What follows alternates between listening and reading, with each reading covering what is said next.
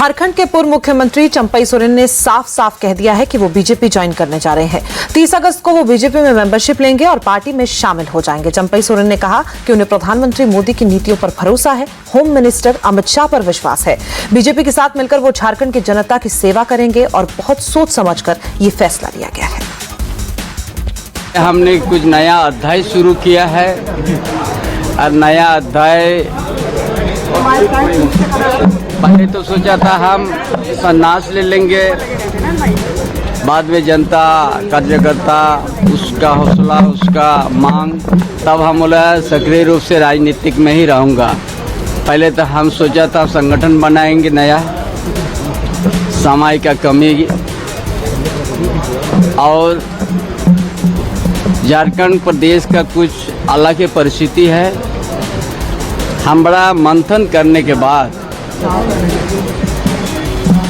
देश का माननीय प्रधानमंत्री का उनका ऊपर विश्वास किया, गृह मंत्री अमित शाह के ऊपर विश्वास हमारा बढ़ गया। कोई भी कुछ का है उससे हमारा कोई उसको जवाब देने हम उचित नहीं समझते हैं, लेकिन हम भारतीय जनता पार्टी का शामिल होंगे। चंपई सोरेन ने जब खुलकर कहा कि वो बीजेपी में शामिल होने जा रहे हैं तो झारखंड मुक्ति मोर्चा से भी रिएक्शन सामने आया। झारखंड मुक्ति मोर्चा के प्रवक्ता मनोज पांडे ने कहा कि ये बात सच है कि चंपई सोरेन एक बड़े नेता है। उन्होंने शिबू सोरेन के साथ तमाम आंदोलनों में हिस्सा लिया, लेकिन ये बात भी सच है कि दूसरी पार्टी में उन्हें वो तवज्जो नहीं मिलेगी जो झारखंड मुक्ति मोर्चा में उन्हें मिली है। दुख तो होता है, लेकिन अब तो स्थितियां स्पष्ट हो गई हैं। वो दूसरे दल में जा रहे हैं। भारतीय जनता पार्टी राष्ट्रीय पार्टी, सबसे बड़ी पार्टी, मिस कॉल वाली पार्टी, उनका वजूद भी टिका हुआ है हमारे नेताओं के भरोसे। लोकसभा में चित्ता सोरेन जी को ले जाओ, टिकट वाले कोई वहाँ कोई उम्मीदवार नहीं था, उनको टिकट दे दिया गया। अभी चंपई सोरेन जी, इसका क्या फायदा होगा नुकसान होगा, लोकतंत्र में वो जनता पर डिपेंड करता है। और अब बात करते हैं महाराष्ट्र की। सिंधुदुर्ग किले में छत्रपति शिवाजी महाराज की मूर्ति टूटने पर संजय राउत ने सीएम शिंदे को घेरा है। उन्होंने कहा कि बहुत जल्दबाजी में उद्घाटन के चक्कर में मूर्ति की गुणवत्ता का ध्यान नहीं दिया गया। चूंकि तेज हवा की वजह से मूर्ति गिरी है, इसलिए संजय राउत ने उस पर भी निशाना साधा। उन्होंने कहा कि हवा ज्यादा तेज नहीं है, सच तो ये है कि सत्ता की हवा उनके दिमाग में घुस गई है। शिवाजी महाराज का पुतला जिस तरह से उध्वस्त हो गया, हमने देखा, वो बहुत बड़ी चोट है।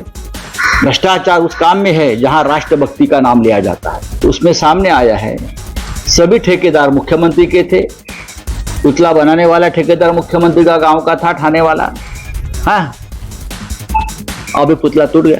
अब ये बोलते हैं कि बहुत जोर से हवा चली। हवा महाराष्ट्र में जोर से चलती है, लेकिन फिर भी बहुत से पुतले समुद्र पे है और किले पे है, बनाए हैं। हवा आपके दिमाग में चली गई है सत्ता की। महाराष्ट्र कांग्रेस के अध्यक्ष नाना पटोले ने कहा है कि इस मूर्ति का अनावरण खुद प्रधानमंत्री नरेंद्र मोदी ने किया था। रक्षा मंत्री राजनाथ सिंह भी वहां मौजूद थे, तो उससे पहले स्ट्रक्चरल ऑडिट क्यों नहीं कराया गया।